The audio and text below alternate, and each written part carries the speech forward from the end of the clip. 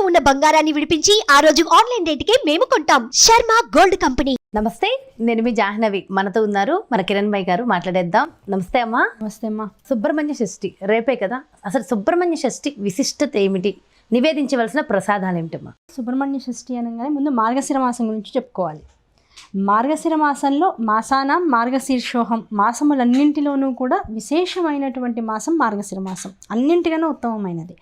పైగా భగవద్గీతలో శ్రీకృష్ణ భగవానుడు చెప్పింది ఏంటంటే, నేను మాసాలన్నింటిలోనూ మార్గశిర మాసాన్ని నేనే అని చెప్పాడు. అంటే ఆయన స్వరూపం అంత విశేషమైనటువంటి తత్వం కలిగినటువంటి రూపం మార్గశిర మాసంది. అందులో మార్గశిర శుద్ధ పాడ్యమి అంటే మొట్టమొదటి రోజు. ఆ రోజునే శివుడు తన తేజస్సుని శరవణ భవయందు ప్రవేశింపపెట్టాడని, శరవణమునందు అది పూర్ణ అవతారం పొందడానికి పాడ్యమి నుంచి షష్ఠి దాకా సమయం పట్టింది. ఆ సమయం పట్టేటువంటి దానిలో ఈ షష్ఠి వచ్చేటప్పటికల్లా పూర్తి సుబ్రహ్మణ్య అవతారం అనేటువంటిది ఏర్పడిందని, సో సుబ్రహ్మణ్యుడి యొక్క అవతార వైశిష్ట్యాన్ని నివిడీకృతం చేసుకున్నటువంటి మాసము తిథి కనుక మార్గశిర శుద్ధ షష్ఠి అనేటువంటిది సుబ్రహ్మణ్య షష్ఠిగా, అలాగే సుబ్రాయుడు షష్ఠి అని కూడా అంటూ ఉంటారు. గోదావరి జిల్లాలో వాళ్ళకి సుబ్రాయుడు షష్ఠి అనేది విశేషంగా వాళ్ళు పలుకుతూ ఉండేటువంటి మాట. కనుక ఈ షష్ఠి దేనికి ప్రతీకగా నిలుస్తుంది అంటే పూర్ణత్వానికి ప్రతీక. పూర్ణత్వం. ఇప్పుడు పిల్లలు పుట్టట్లేదు, ఒక స్త్రీకి ఒక పురుషుడికి వాళ్ళిద్దరి యొక్క బాంధవ్యం దంపతులుగా వివాహంతో మొదలైతే ఆ బాంధవ్యం పూర్ణత్వాన్ని పొందాలి అంటే తల్లిదండ్రులు అవ్వాలి కదా. ఆ పూర్ణత్వాన్ని సిద్ధింపచేసేది ఈ సుబ్రహ్మణ్యేశ్వర అవతార వైశిష్ట్యం. అందుకనే చాలామంది చూడండి, మాకు పిల్లలు పుట్టట్లేదండి, చాలా ఏళ్ళు అయిపోయింది, అలానే ఏం లోపం లేదు అన్న వాళ్ళకి ఏం చేస్తారు, వెంటనే సుబ్రహ్మణ్యుడికి సంబంధించిన స్తోత్రాలు కానీ లేకపోతే ప్రదక్షిణలు కానీ విశేష ఆరాధనలు కానీ చెప్తూ ఉంటారు. ఆయన్ని కొలవడం ద్వారా మనలో కూడా పూర్ణత్వం వస్తుంది. అలాగే విద్య, డల్గా ఉన్నాడండి మా వాడు, సరిగ్గా చదవట్లేదు, చక్కగా చదువుకోవాలి, అనంతమైనటువంటి విద్య వాడికి చక్కగా రావాలి అని కోరుకునే వాడికి మళ్ళీ సుబ్రహ్మణ్యేశ్వర స్వామి కరావలంబ స్తోత్రమో లేకపోతే ఆయన యొక్క షోడశనామాలు లేదా ద్వాదశనామాలు ఏదో ఒకటి చదివిస్తూ ఉంటారు వాళ్ళతో. ఇట్లా చేస్తూ ఉంటాం. అయితే చాలామందికి తెలియనటువంటి అజ్ఞానంతో చేస్తారు, లేకపోతే సినిమాలు చేసినటువంటి కొంత మార్మికతను, లేకపోతే పెద్దవాళ్ళు ఏదో కొన్ని సందర్భాల్లో చేసినటువంటి విషయాల్ని వాళ్ళు కూడా అలాగే కంటిన్యూ చేస్తారో తెలియదు. కానీ ఈ సుబ్రహ్మణ్య షష్ఠి, నాగుల చవితి, అలాగే రకరకాలు ఒక్కో మాసంలో ఒక్కో ప్రత్యేకంగా షష్ఠీ తిథిని విశేషంగా చేసుకుంటాం. అలాగే చవితి తిథిని కూడా సుబ్రహ్మణ్యేశ్వరుడి కోసమే చేసుకుంటూ ఉంటాం.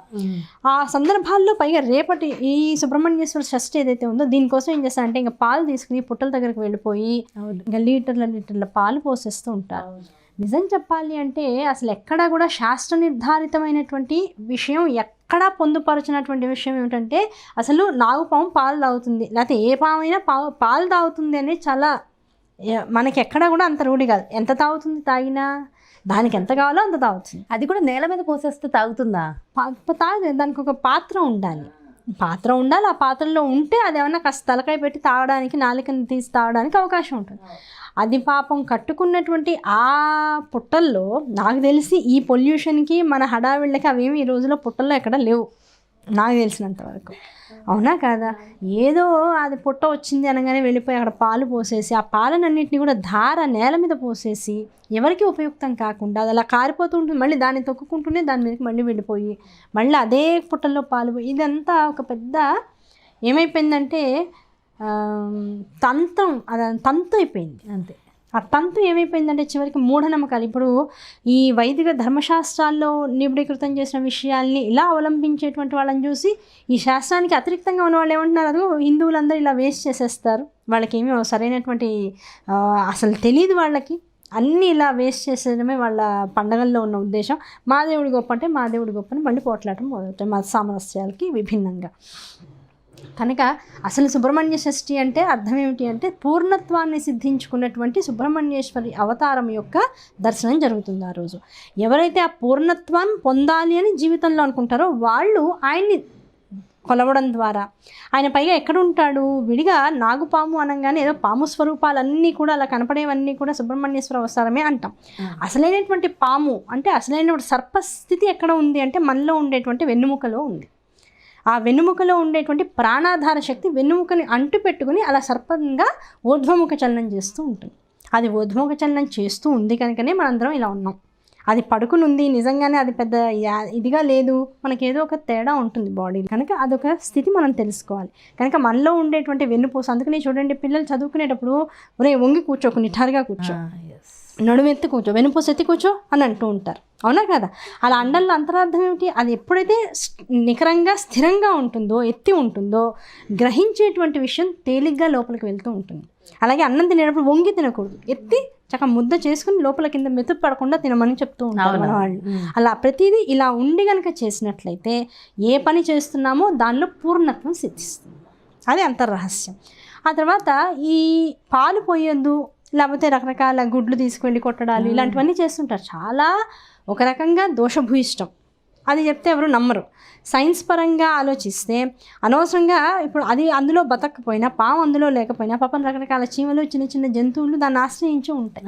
వాటిని చంపిన పాపం కూడా మనకు వస్తూ ఉంటుంది, అవునా కదా? కనుక వీలైనంత వరకు మనం పాము పొట్టుల జోలికి వెళ్ళాలి, అందులో నీళ్లు పోయడాలు, పాలు పోయడాలు, గుడ్లు పోయడాలు ఇలాంటివన్నీ వీలైనంత వరకు చేయకుండా. పుణ్యం కోసం వెళ్తే పాపం ఎదురవుతుంది. పాపం అని చెప్పను, ఇది పుణ్యమని చెప్పను. అదే నా తరహా ఏంటంటే ఏది పాపము కాదు పుణ్యము కాదు. అందుకని ఏం చేయాలి, వీలైనంత వరకు మనలో ఉండే ప్రాణశక్తిని పెంచుకోవడం కోసం ఆ రోజు ఏం చేస్తామంటే మనం అందరం ఉపవాసం ఉండి, అంటే ఉపవాసము అంటే అర్థం ఏమిటి, తిండి తినకుండా మార్చుకోవడం మాత్రం కాదు, భగవంతుడి యొక్క స్వరూపాన్ని, ఆయన యొక్క విశేషతత్వాన్ని స్తోత్ర రూపంలోనో, శ్లోక రూపంలోనో, నామరూపంగానో అనుకుంటూ ఆయన దగ్గర మనస్సును పెట్టి, ఆయనకి పెట్టేటువంటి నైవేద్యం కూడా వీలైనంత వరకు పొయ్యి ఎక్కించి వండకుండా ఉండేటువంటి పదార్థాలని మాత్రమే ఆయనకి నైవేద్యం పెట్టాలి. ఆ పెట్టేటువంటి విధానంలో ఏమేం చెప్పారు, చలివిడి చేసుకోమని చెప్పారు. చలివిడి అంటే అర్థం ఏమిటి, బియ్యాన్ని, దొడ్డు బియ్యం కానీ మామూలు బియ్యం కానీ ఒక దాదాపు 3-4 గంటలు 5-6 గంటల పాటు నానబెట్టి, దాన్ని మళ్ళీ నీళ్లు లేకుండా ఒక్క అరగంట గంట సేపు ఎండబెట్టి తడిగుడ్డ మీద ఆ తడి పొడిగా ఉన్నటువంటి బియ్యాన్ని గ్రైండ్ చేసి మళ్ళీ దాన్ని జల్లిస్తే చక్కటి మెత్తటి పదార్థం వస్తుంది, బియ్య పిండి. దాన్ని చక్కగా బెల్లము అవి వేసి బాగా మెత్తగా తీసినటువంటి బెల్లము, ఏలక్కాయ పొడి ఇలాంటివన్నీ వేసి చక్కగా దాన్ని మధురమైనటువంటి మెత్తటి పదార్థంగా చేసి పెట్టాలి. అది ఏ వయసు వాళ్ళు తిన్నా అందులో అంతరార్థం అది. చలిమిడి ఎందుకు పెట్టాలి, చాలామంది వెంటనే అడిగారు. అవునవును, ఆ చలిమిడి ఒకటి కడుపుకి చలవ, పైగా ఉపవాసం ఉన్నటువంటి రోజున బియ్యంతో చేసినటువంటి ఇలాంటి పిండి పదార్థాన్ని బెల్లంతో కలిపిన దాన్ని పడేయడం వల్ల నీరసం కానీ, లేకపోతే ఉపవాసం ఉండడం వల్ల వచ్చేటువంటి తలకాయ నొప్పులు లాంటివి కానీ ఇవన్నీ రాకుండా పరిపూర్ణమైనటువంటి ఆహారంగా మనకు ఉపయుక్తంగా ఉంటుంది. రెండవది కడుపు చలవ. కడుపు చలవ ఇప్పుడు పెళ్ళైన ఆడపిల్లలకు కూడా చూడండి, అత్తారింటికి వెళ్ళే ముందు తల్లి ఒళ్ళో చలిమిడి పెట్టి పంపిస్తుంది. అలాగే ఎన్నో ఏళ్ల తర్వాత ఇంటికి ఆడపిల్ల వస్తే పంపించినప్పుడు కూడా అలాగే పెడుతూ ఉంటాం. సంవత్సరంలో కనీసం 1-2 సార్లు ఆడపిల్లకి అలా కడుపు చలవకి పెడుతూ ఉండాలని అంటూ ఉంటారు. కడుపు చలవ అంటే అర్థం ఏమిటి అంటే, ఏ రకాలైనటువంటి సందర్భాలు, కుటుంబాలు, మనుషుల మధ్య మనం ఉన్నా వాళ్ళ వల్ల కలిగేటువంటి రకరకాల ఎమోషన్స్లో మనం బందీలైపోయి ఉంటాం. ఈ చలివిడి అనేటువంటిది ఏం చేస్తుందంటే బంధనాల నుంచి విముక్తి చేస్తుంది. చలవ అమ్మ తినంగానే మిగతా అన్నీ మర్చిపోతాం, అబ్బా హాయిగా ఉంది అని. అమ్మ మీద చెయ్యేస్తే ఎంత బాగుంటుందో, అమ్మ చెయ్యి పట్టుకుంటే ఎంత రక్షణగా ఉంటుందో, అలా ఈ చలివిడి అనేటువంటి దాన్ని కడుపులోకి పంపిస్తే అదే చలవ వస్తుంది. అయితే నార్మల్ డేస్ లో చలివిడి కన్నా కూడా ఆ రోజు చేసే చలివిడి కానీ ఏంటంటే చిమ్నీ ఉండగాని, కారణం ఏంటి అంటే చిమ్మిరి ఉండకూడదు. ఇందాక పెట్టిన నైవేద్యాల్లో ఇంకో మాట ఏం చెప్పుకోవచ్చు అంటే, మనకి టోటల్గా నువ్వులని పప్పులాగా చేసేసిన వాటిని వాడకూడదు. మన దాని మీద పొట్టు ఉన్నటువంటి నువ్వులు ఉంటాయి.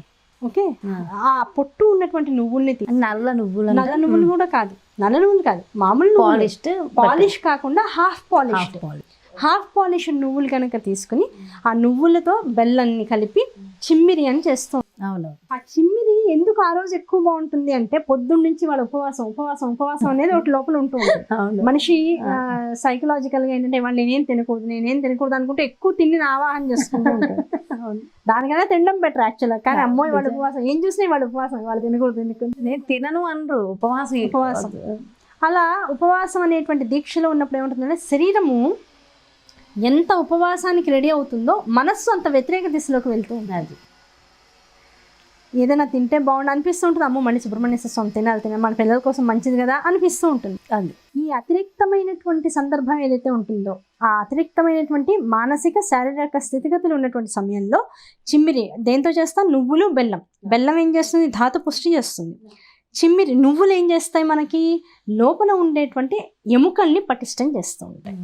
కనుక ఈ ఎముకలకి ధాతు పుష్టికి దాంతో మనం తినేటువంటి కడుపు చలవకి చలిమిడి ఈ 3 ఏకకాలంలో తీసుకోవడం ద్వారా వాటి రుచి ఎందుకు పెరుగుతుంది అంటే లోపల ఇంకే పదార్థం ఉండదు.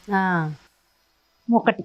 రెండవది సుబ్రహ్మణ్యేశ్వర స్వామికి ఈ నైవేద్యాన్ని మనం మనస్ఫూర్తిగా పెట్టి ఎక్కడున్నాడు సుబ్రహ్మణ్యేశ్వర స్వామి? మనలోనే మన వెన్నుపూసని ఆధారంగా చేసుకుని ప్రాణాధార శక్తిగా నడిచేది ఆయనే అని చెప్తూ ఉంటాం. అవునా కదా? సో మనలో ఉండేటువంటి సుబ్రహ్మణ్యేశ్వర స్వామికి చాలా ఈజీగా మనం ప్రాణాధార శక్తికి పెంపొందించేటువంటి ఈ బెల్లాన్ని, ఈ నువ్వుల్ని, ఈ చిమ్మిరిని, దాంతో చేసినటువంటి చిమ్మిరిని, అలాగే బెల్లము బియ్యపిండితో చేసినటువంటి చలివిడిని ఎప్పుడైతే లోపలికి పంపించామో తొందరగా మనలో ఉండేటువంటి ధాతువులు దాన్ని అబ్జార్బ్ చేసుకుని, ఎలాగైతే గ్లూకోజ్ బాడీలోకి పంపించగానే వెంటనే ఎలాగైతే ఎనర్జెటిక్ అయిపోతామో, ఎలాగైతే నీరసం తగ్గిపోయి వెంటనే మనలో ఉన్న ప్రాణశక్తి పెరుగుతూ ఉంటుందో ద సేమ్ వే చిమ్మిరి వలన అలాగే చలిమిడి వలన కూడా లోపల వెంటనే ప్రాణాధార శక్తి చైతన్యం అవుతూ ఉంటుంది. దాని వలన రుచి ఒకటి నైవేద్యం పెట్టిన ఏ పదార్థమైనా ఆనందంగా ఉంటుంది. మనం విడిగా రోజుల్లో చేసుకున్నప్పుడు ఏం చేస్తాం, అన్నింటితో పాటు దీన్ని తింటాం. అప్పుడు అంత రుచిగా అనిపించదు. శరీరంలో ఏది లేనప్పుడు ఏది పంపించడం ద్వారా శరీరం అంతా తుష్టిని పొందుతుందో దీన్ని బట్టి ఇప్పుడు ప్రాణిక్ ఫుడ్కి జంక్ ఫుడ్కి ఇప్పుడు తేడా తెలిసిపోతుంది. ఏ రుచి అయితే అబ్బా వెళ్ళగానే ఎంత బాగుందో అనిపిస్తుందో ఆ బాగుంటుంది కనుకనే అది ప్రాణిక్ ఫుడ్ కనుకనే చిమ్మిరి చూడండి ఒకటి సుబ్రహ్మణ్యేశ్వర స్వామికి పెట్టడం అనేటువంటిది సనాతన ధర్మం చెప్తున్న విషయం. అలాగే ఆచార వ్యవహారాల్లోకి వస్తే రజస్వల అయినటువంటి ఆడపిల్లకి అతి ఎక్కువగా పెట్టవలసినటువంటి పదార్థం కూడా చిమ్మిరే.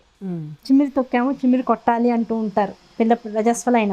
కారణం ఏమిటి? ఆ పిల్లలో జరిగేటువంటి శారీరక అంతరంగిక మార్పులు ఏవైతే ఉంటాయో వాటికి అనుగుణంగా ప్రాణాధార శక్తి పెంపొంది వాళ్ళలో నీరసం కానీ, ఎముకల పటుత్వం కానీ, దాంతోపాటుగా ఈ రజస్వల అవడం వల్ల కలిగేటువంటి రక్తపరమైనటువంటి ఇబ్బందులు కానీ ఇవేవి వాళ్ళకి రాకుండా ఇమీడియట్ ఎనర్జీని ఇవ్వగలిగిన పదార్థం ఏదైనా ప్రపంచంలో ఉంది అంటే నువ్వులు, బెల్లము. అంతే. ఆ నువ్వులు, బెల్లం వాళ్ళ శరీరంలో పంపిస్తున్న కొద్దీ వాళ్ళకి ఎనర్జీ అనేది లెవెల్స్ పెరుగుతుంటాయి. అందుకనే మగవాడి కన్నా ఆడది 10 రెట్లు బలంగా ఉంటుంది. అబ్బా మనం అనుకుంటాం అబ్బా వాళ్ళు చేసే పనులు వాళ్ళవే, మనం చేసే పనులు మనం, ఏమీ కాదు. వాళ్ళకన్నా అవసరం వస్తే ఆడవాళ్ళు వాళ్ళ శరీర బరువు కన్నా కూడా 4 రెట్ల బరువు ఎక్కువ మోయగలరు. అంత శక్తి ఉంటుంది. కారణం ఏమిటి అంటే మనకి ఇంత హెల్తీ పదార్థాలు ఆ సమయానుకూలంగా మన పెద్దవాళ్ళు మనకి ఇస్తూ ఉంటారు. అది తినాలి అనేటువంటి ఒక ధ్యాస ఉంటుంది.